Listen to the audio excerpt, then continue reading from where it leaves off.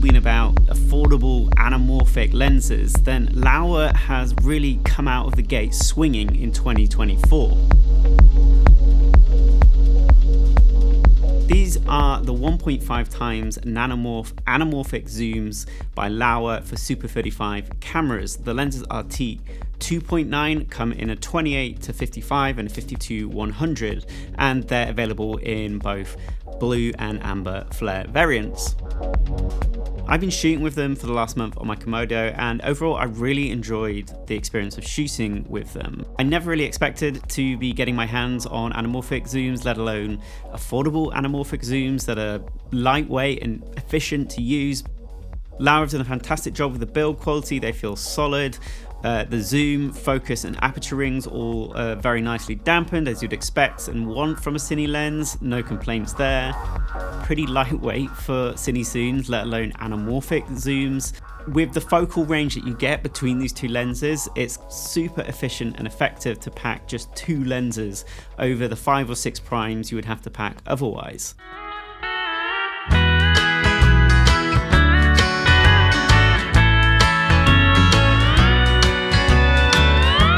Say that they fit firmly within that modern, clean, anamorphic zone. You know, we were looking at the Sirui Saturns not long ago on this channel, and they're very comparable in image quality to those. So they're quite distinct from a set of lenses like the recent Remus lenses, which have a lot more grunge and character to them, whereas these lenses are going to give you a much cleaner and more controlled, balanced look.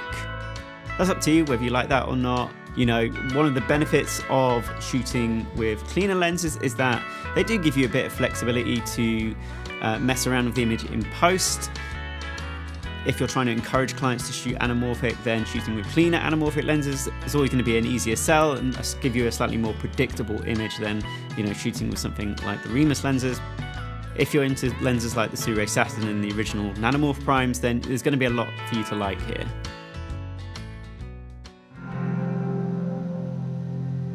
The flaring of these lenses is pretty nice. It's not too crazy. I think maybe they could have knocked it back a bit. Again, it's quite similar to the Sirui lenses, these sort of modern compact anamorphic lenses. Not quite as nice as something like the 1.8 times Greatjoy anamorphic lenses. What's interesting is how this flaring reacts during and across that zoom range. You can see here that there are secondary flares and some quite unusual flaring behavior as you push in and out of the zoom. I actually quite like it. I think it just adds a little bit more spice to these lenses. But you know, whether you'll like it or not, that's up to you. Definitely just sort of test it out, see what it looks like, but you can see some of the sample footage here. It's not a constant, continuous looking flare. It does sort of evolve and adapt as you move through that zoom range. Unlike the Sirui Saturn lenses, which I tested last year, the close focus on the wider zoom lens is absolutely fantastic. I was kind of really surprised when I first did my first test shooting on these lenses in my living room, and I just couldn't believe how close I could get with that wide lens. I'm not kind of used to that with these cheaper anamorphics. You know, it just gives you a lot more freedom as an operator to get closer to your subject on that wide, especially on that wider end of the zoom, which can be quite a nice look, can help separate your subject from the backgrounds. Unfortunately, the 50 to 100mm doesn't quite match that performance on close focus. I did feel like when I was on this longer lens that I really wanted to sort of get up and tight, especially on eyes or other little details, and it just wouldn't let me do that. So it just sort of acted as a bit of a barrier between getting the shots that I wanted and would require me to use screw-on diopters, which again just interrupts the flow and takes a bit of time to swap on and off.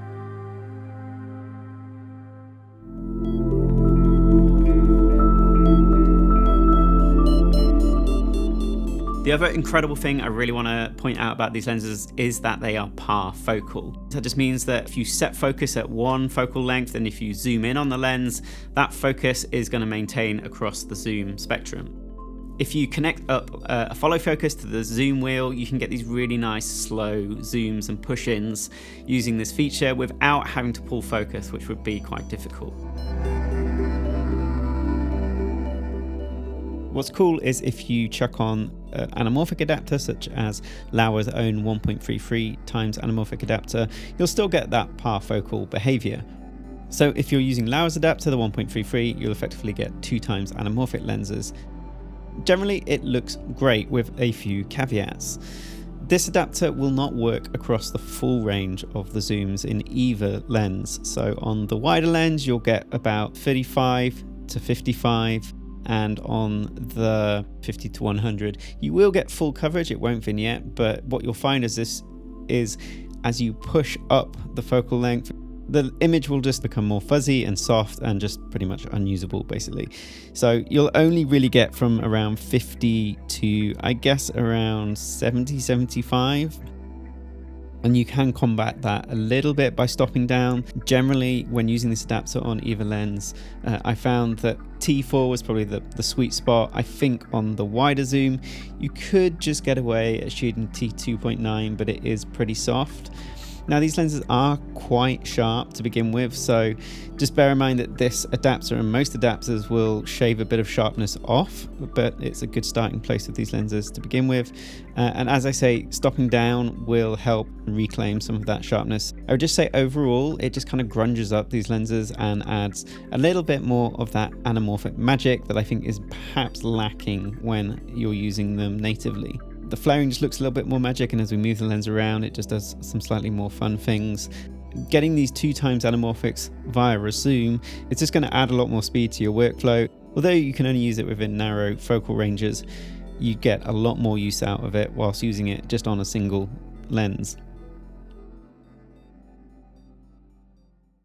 Okay, a quick little look at the sharpness of these lenses. Shooting the back of a vinyl cover, some tiny text. Overall sharpness on these lenses is good. There is a bit of a difference between the 2 lenses. The wider zoom is slightly sharper, has relatively good performance. So we're zoomed in by 2 times on the back of this album cover. And at T2.9, there's pretty good resolving of this text. There's a bit of chromatic aberration present, but you can see by T4, a lot of it is really cleaned up. On the 50 to 100 zoom, things are noticeably softer, especially at T2.9 with a bit more chromatic aberration. Again, it cleans up at T4, but it's just not quite at the same level as the wider zoom.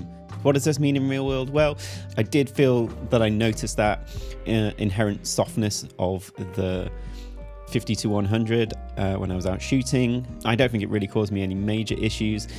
In terms of the chromatic aberration between these 2 lenses, you do see it, especially when you're shooting wide open. You'll see it as a sort of magenta fringing here. You can probably see it in the hands and the fingers, and a little bit of green fringing around high contrast areas.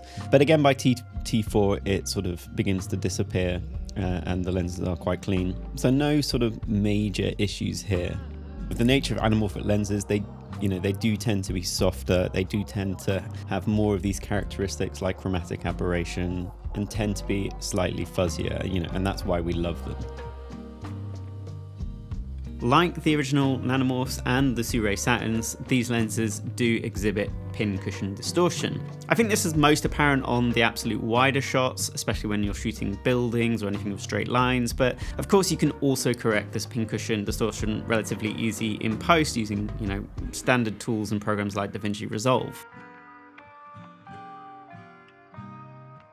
Although I've shot most of the sample footage in this video on the RED Komodo, just because it's slightly easier to shoot anamorphic on that camera, these lenses also look absolutely fantastic on the LUMIX S5 2X.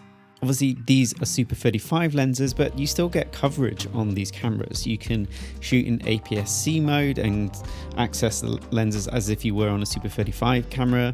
But even in full frame or in open gate mode, you will get coverage on these lenses. I found in open gate on the wider lens, you can shoot from about 45 to 55, and on the tighter lens, you can shoot from around 70mm above. If you were wanting to have a 2-camera shoot where maybe you were interviewing or you wanted a wide and a tight shot, again, you just need 2 cameras, 2 lenses, and you would have everything you need for that job.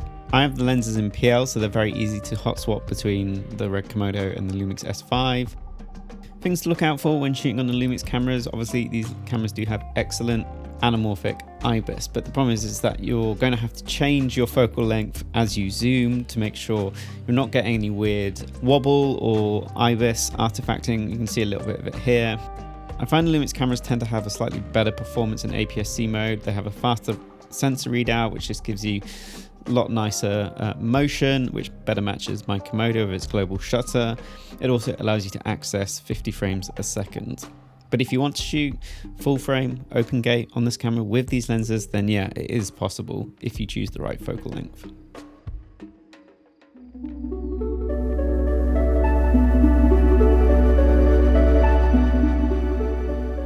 Everyone knows who's been watching this channel over the last few years, I love to play around with the footage, make it look a little bit more grungy and add a little bit more dirt to it and stuff like that, and grain, and play with sort of darker colors and thicker grades.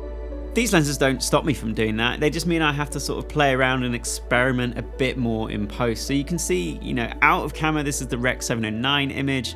And then with the grade, we can push it quite far. And we can do stuff by, you know, removing that pincushion distortion and then even adding barrel distortion to make it even more interesting. The physical gear is evolving, but also workflows in post are always evolving. And what you can do with that footage, even from a clean modern lens, is only really limited by your imagination. So, you know, you have a lot of scope to play around with your footage. I did some sort of like street style shooting, so all handhelds, just going with a backpack with my friend Pierluigi and out with Steph in the park. My experience of using these is that they are super efficient and quick to use. So the fact that you can get this entire focal range with just 2 lenses, I cannot stress like how efficient and beneficial that is when you're out shooting and you don't have much time. So we wanted to catch the sort of golden hour and blue hour, but it meant we had to work quite quickly. It was very cold, so we didn't want to be sort of standing around for too long. And I just really liked how flexible these lenses allowed me to be in terms of shooting, getting my coverage, and just hopping between 2 lenses very quickly was just really convenient. I think the one thing I did run up against is just that they just kind of lack a bit of that sort of anamorphic magic that you get from like lenses like the 1.8 Great Joys or the Remus lenses or the Atlas Mercuries.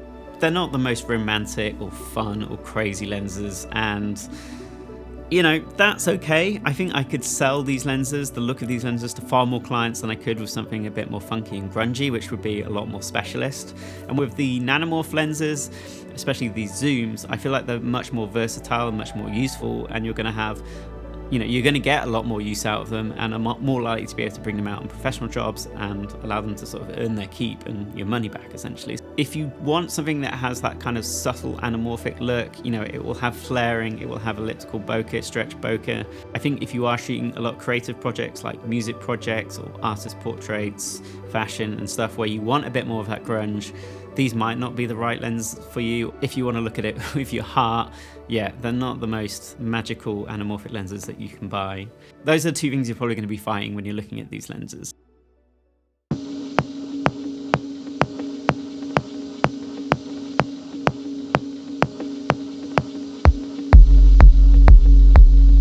I can't really see a huge justification of buying the fixed primes over these 2 lenses unless you really want the sort of slightly faster t-stop that the original lenses have, or you just want a couple of the focal lengths. I imagine the optical quality of the primes are slightly superior to these zooms, as they probably had to make a few sacrifices, but I think if you want that modern anamorphic look, then these are kind of like probably the ultimate option to have.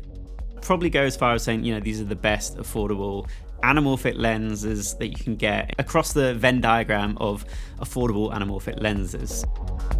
I think just generally what's been happening over the last few years has just been really interesting. What else are we going to see this year? I think we're probably going to see more classic look anamorphic lenses coming that will sort of compete against the likes of the Remus lenses. I think it's probably not going to be too long until we see our first set of autofocus anamorphic lenses. We just have a lot more creative freedom and flexibility to choose the gear that we want to achieve the job. We're not really constrained by gear anymore. I don't think that's a valid excuse anymore. And the fact that we can now own many of these bits of kits rather than having to return them to the shelves of rental houses is really cool. Thanks everyone for sticking along with this video. I hope you enjoyed it. Please give it a like. If you're not subscribed to the channel, please consider hitting that subscribe button down below. I'd love to know what you think of these new lenses. Let me know in the comments down below. Anyway, I'm Ed Prosser. Thanks for watching, and until next time, see you later.